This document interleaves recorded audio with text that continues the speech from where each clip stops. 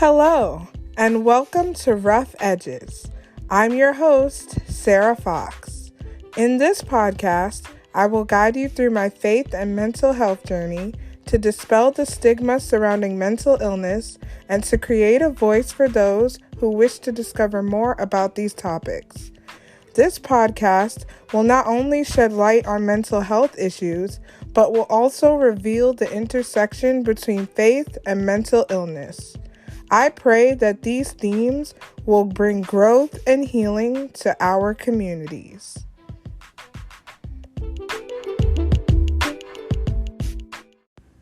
Hello, everyone, and welcome back to another episode of Rough Edges.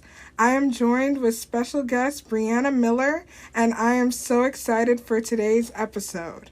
So, Brianna Miller is 25 years old, and she was born and raised in Brooklyn, New York. She's a wife, daughter, sister, and also the founder of Affirm, a woman empowerment and sisterhood community where they help young girls and women overcome their insecurities. Brianna loves to encourage and help others. You can follow her and Affirm on Instagram at ia.m._, and on Facebook at facebook.com/ia.m._. All right, welcome, Brianna. Thank you. Thank you so much for having me. I'm super excited for today. Yeah, I'm excited to have you here. It's such an honor. Okay, so I want you to tell me a little bit about yourself. What are 3 things that you can't live without and why? Okay, so 3 things that I cannot live without. One would definitely have to be God, because He directs me when I'm confused. I go to Him. When I'm sad, when I'm happy, whatever I need, I can go to Him. And really His word, I think that would be number 2, because it always gives me direction for whatever I'm feeling, or if I need answers, I go to His word. If I need encouragement, I go to His word, even though sometimes it is a struggle to look to His word. But every time I do go, I'm always reminded that He has all the answers. The third thing would definitely have to be family. If I didn't have family, I don't know where I would be. I love my family, my brothers, my mom, my dad, my husband. So yeah, definitely those are 3 things. Yeah, wow. I love the fact that God and His word take precedence in your life. That's something that's like really inspiring and something that should definitely be sought after. And I admire your dedication to uplifting women and using affirmations to do so. So what inspired you to create I Affirm Me?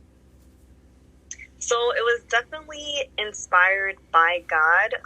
There was a time in my life, well, for a long time in my life, I was very insecure, and it was always hard for me to encourage myself and empower myself and uplift myself. And God brought me back to that time where it was a struggle for me to learn how to love myself and truly encourage myself. And He reminded me that He brought me through that, and also the journey that I went through, He reminded me that and showed me that I should do that for other girls as well. So it was really inspired by God and my desire to encourage others and help women. That was really the inspiration as well.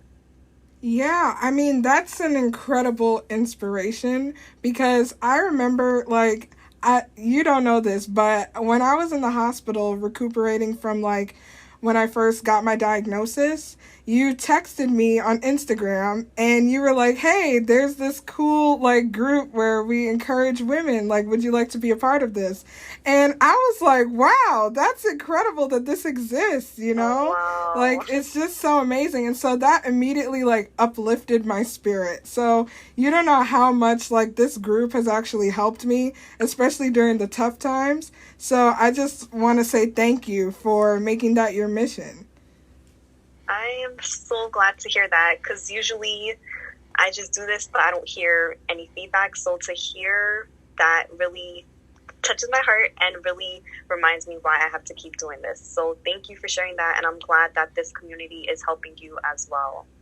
Yeah. So today we're going to talk a little bit about affirmations. I know that that's something that's very important, especially if we want to empower ourselves and move forward in our healing journeys. So, what is your view of affirmation and how are they helpful? Yes, so I love affirmations because they speak to the part of me that's insecure and flawed. And like I was saying before, when I was in this journey, I would always speak negative towards myself. So I was really never the person to speak affirmations. But then I really had to learn the value in speaking affirmations and speaking life over myself. And I believe that everyone should apply affirmations to their daily life because we go through so much in a day, whether it may be physical, mental, and emotional. And just to have one affirmation, like something that can uplift you and encourage you, that can really carry you a long way. So that's why I love affirmations. That's why I think affirmations are so important. We don't have to have a ton of affirmations when we first start, but if we have that one affirmation that we know that we really need, it can take us really far. Yeah, especially like with, I like how you said we don't have to have too many affirmations because sometimes it's like you can go a little crazy with it and be like, well, I have to believe like 15 different things, all at the same time. When it's just like, if you have like maybe three or even one that you really hold really dear to you, like that can go a long way. So, in joining your group, I was drawn to the use of affirmations. Can you tell me how you incorporate those affirmations into your daily life and why you think it's important to do so? Yes, so I actually incorporate affirmations like at the start of my day, usually when I'm getting ready for work, on my way to work, even throughout the day at work, because work can be stressful. Mm-hmm. So I just use affirmations to remind me, like, I can do this. God has given me patience. God has given me the strength to do these tasks. So I really just speak affirmations to myself all the time, even if it's unknowingly, like not intentionally speaking those affirmations, but unconsciously I'm speaking affirmations to myself, telling myself affirmations. I don't always have to say it out loud, but even if it's a thought that runs across my mind, I speak to myself daily because it's really important. And I know for myself personally, like I have a ton of thoughts and sometimes they are mostly negative. So I know for me, like I have to speak affirmations to myself daily, even sometimes on the second, so that I can remain who God is telling me that I am rather than what the enemy may be trying to show me or tell me or whisper in my ear.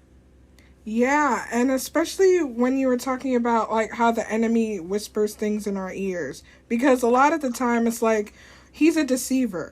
So it's like we don't even know like half the time when we're believing like certain lies about ourselves. Like at least for me, it's just so hard to like speak positively to yourself because it's just like you're just thinking of all the negative things and all the negative traits and all the reasons why things shouldn't work. And, it's just incredible to know that we can do things and that we have those affirmations to guide us along the way. So, what are 3 affirmations that encourage you and how do they shape your perspective on life? So one affirmation, well, the 3 that I really like and use, I'm favored, loved, and I am enough. And also, well, these are other ones, but God hears my prayers.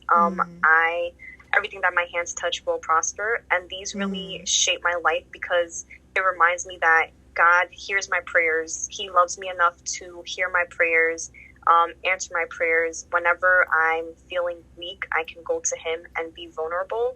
So these affirmations really shape my life because it's a reminder that I can be grounded in God and that whatever I'm feeling less in, I know that God is that portion. He's that part of that thing that I may be feeling flawed or insecure in. And then I'm favored. That reminds me that God can open any door. Like I don't even have to try and things will happen for me. There were so many times in my personal life or my business that I didn't even do much, but things happen. And I know that was only because of God, because I didn't do anything to get there.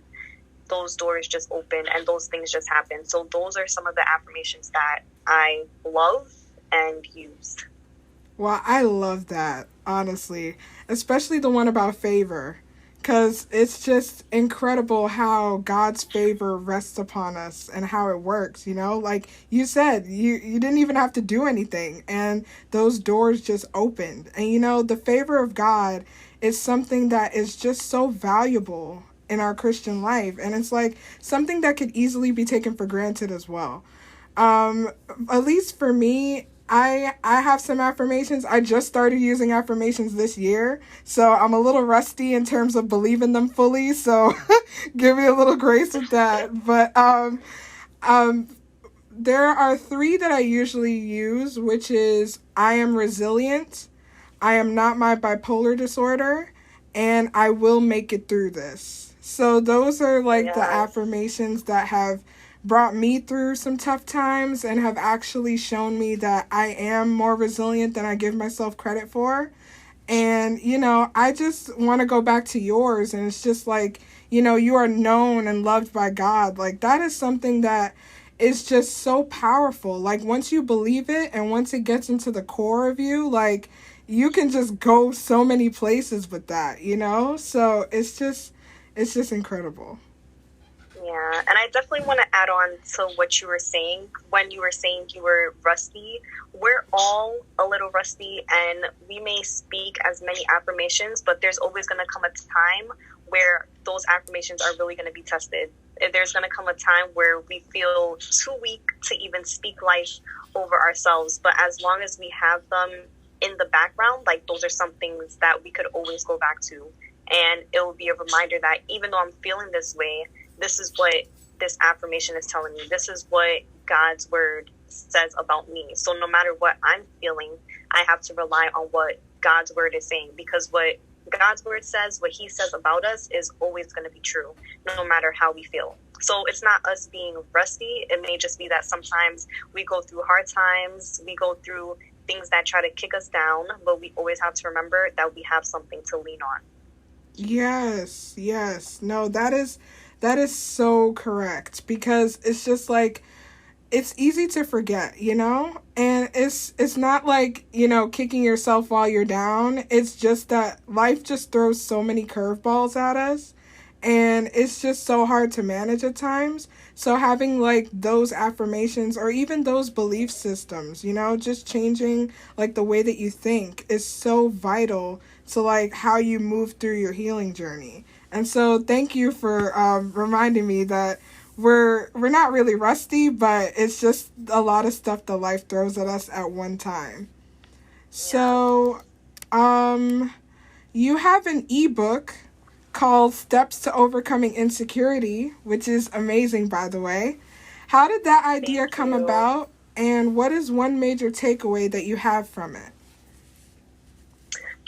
So this idea came about, basically as was things that I learned and applied during my journey to overcoming insecurity. So whatever I went through, whatever steps I applied, was basically what I put in the workbook, in the ebook that I have available for girls and for women. And one major takeaway that I have is that overcoming insecurities, it's not just one step. So in our workbook, we have 6 steps. And that, to me, really shows you that it's not just a one-step process. There are different things that you have to encounter while working through your insecurities in order to heal from them and in order to overcome them. So there's many different steps and processes that you have to go through in order to reach that full healing that you're looking for. Wow, that's incredible. So, can you tell me like one step that actually like resonated with you the most? I know you said there are 6 of them, and I know you don't want to give them away, but like, what's one step that you find the most helpful? Yes. So in the workbook, it's actually the Affirm model. So we break it down, AFFIRM. My favorite one is M, which is actually mindfulness. And I choose mindfulness because I really had to practice being mindful while overcoming my insecurities. And still to this day, I practice being mindful, whether it's being mindful of my reactions, how I'm acting when I'm insecure or when I'm feeling any type of way. If I'm feeling like prideful, I'm mindful of those reactions. So reactions that before I would have just pushed to the side or wouldn't have even acknowledged, now I'm mindful of them. So mindfulness definitely for me is something that I love and appreciate because it teaches you how to be aware of your triggers and how to be aware of how you react when you're feeling insecure. Yeah, that is incredible because, like, when you're talking about mindfulness, it's very good to be mindful of the fact that, you know, you have certain patterns or things that you need to work on, because a lot of the times it's like we aren't aware of the things that we need to work on, and so it makes it a little bit more tough to like actually work through them and work on them effectively. But yeah, that's a whole big part of like overcoming insecurity, because it's just like you put all that together and it's like you get like a great recipe for success, you know, while you're working through all of the things that you need to work through to get to that point. And so overcoming insecurity is a major aspect of walking in healing. What are some practical ways that you like to share with someone who is trying to overcome insecurity? So definitely while you're trying to overcome insecurities, and if you're new to getting on this journey, I would definitely say that prayer is needed.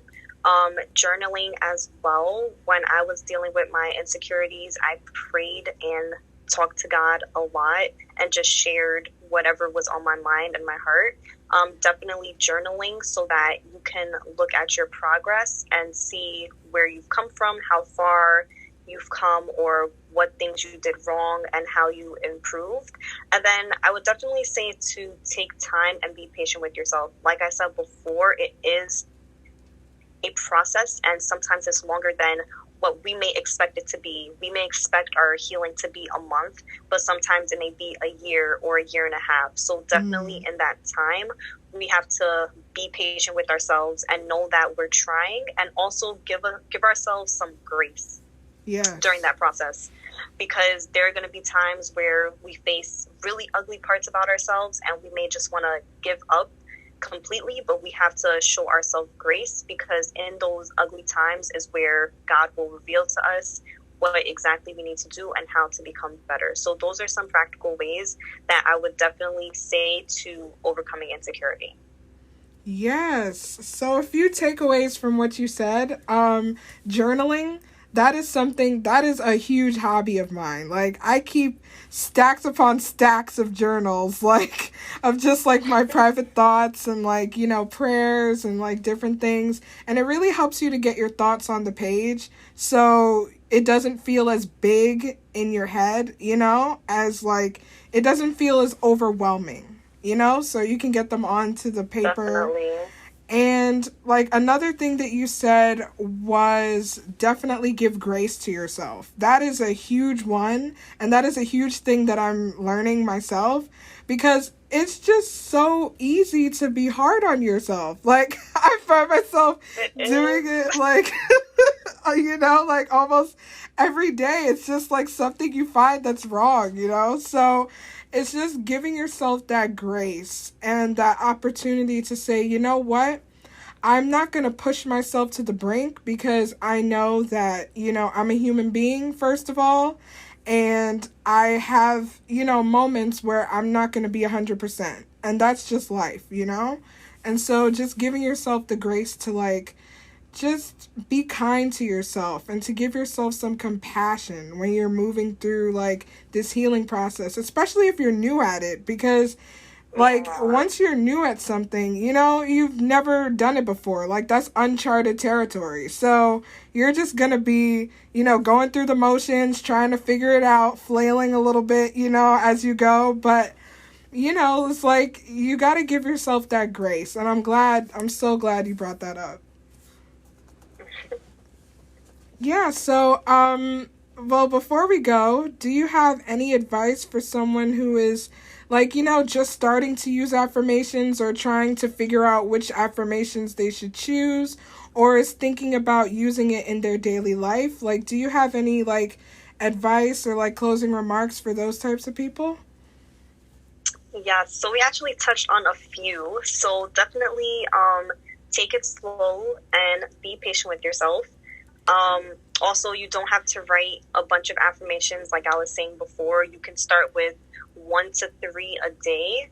And basically, the gist of affirmations is the areas where you're not confident, those are where your affirmations will come from. That's where they'll stem from. So, for example, if for you or someone else you struggle with feeling beautiful, that will be the source of your affirmation. So your affirmation can be, I am beautiful, or it could be, I am made in God's image, so therefore I know that I'm beautiful, because if God created me, then he made no mistake when creating me. And also another thing for affirmations, what I like to do is I like to base it on whatever God says in his word. So like, I am made in his image and his likeness, that comes exactly from the word. And the reason why I do that is because I know that if one thing is true, it's God's word. So why not use affirmations that are always going to be true, no, regardless of how you're feeling. So even if you feel like you're ugly, or even if you feel like you're strong, those are contradictions to what God tells us and says who we are, because God doesn't say that we're weak. He says that we're strong and courageous. So definitely, if you don't read the word, I would encourage you to start reading or finding scriptures that can help you go against whatever insecurities you're having. And definitely take that time to write down those verses, write down those affirmations based on those verses. And that's how I would encourage you to start your journey in writing affirmations. Yeah, I just love the fact that you said it comes from an area of insecurity. Because it's like, a lot of the times it's like, you don't think like, oh, like the thing that I'm going to be most confident about is the thing that I'm most insecure about, like, so it's just incredible how, I'm using the word incredible a lot here, but but it's just amazing to know, like, even your insecurities can be your greatest asset. And that is something that I've never even really heard enough of. And, it's just so great to realize that sometimes it's like the thing that you least expect will definitely push you towards victory a lot of the times. Yes. And so, wow, that was just very empowering to hear. Like, even your insecurities can be used for something good. Yes, and there's something else that I wanted to say also. It just came to my mind. So in order to use your insecurity as your affirmation, you have to not push your insecurity to the side. So I know a lot of the times when we're faced with an insecurity or we're feeling uncomfortable, we tend to push to the side or push it to the back burner because we don't want to deal with it, nor do we know how to deal with it. But I would encourage everyone who wants to overcome their insecurities to face it head on. Even if it's scary, it's going to be scary and it's going to be uncomfortable. But like you were saying, our insecurities can lead to victory. Like, everything that we go through, at the end of the day, it's not for us. So whatever we're going through or whatever we're facing with, it's going to be for the next person that's coming, the next girl or the next woman that's coming. And that's usually how I try to think of it as well. Like, my insecurities are not really for me, but they're to help another young girl that may be struggling with the same exact thing that I went through. So definitely don't push your insecurities to the side. Definitely take time and work through it and just embrace your insecurities. That's what I would have to say. Yes, embrace your insecurities. That's ultimately the first step, It's just so good. And I love what you said about, it's not just for you. And a lot of the times we think, when we suffer, it's like, oh, how is this affecting me? And what am I going to get out of this? And what's the future going to hold for me? But a lot of the times we're, going through things, we can help somebody else. We have our own stories to tell that could impact another life. And that is something that I'm still learning in my own journey. It's just like a lot of the times I'm like, God, how is this going to work? Like, what is this for? Like, Right. who is this for? And it's just amazing how he works everything out for our good. And that's just a truth that we can hold on to, Yes, definitely. Yeah. Okay, so Brianna, I want to thank you so much. You are so wise. You are so articulate. And this was such Thank a you. great and powerful episode. And it's also kind of funny because this is the last one I'm recording for the year, but it's going to be the first one of the new year, and it's the season finale of season 1. So it's wow. Congratulations.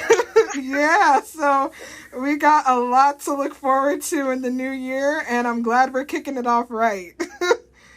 Yes. Well, thank you so much for having me. This was amazing, and I think what you're doing is amazing. Just spreading everything that needs to be spread out into the world. So definitely keep doing what you're doing, and I'm honored that you even wanted to have me on, and I'm truly grateful for this experience. So thank you. Oh, thank you. And everybody, for more of that, tune in to all new empowering episodes on Rough Edges. Thank you for listening.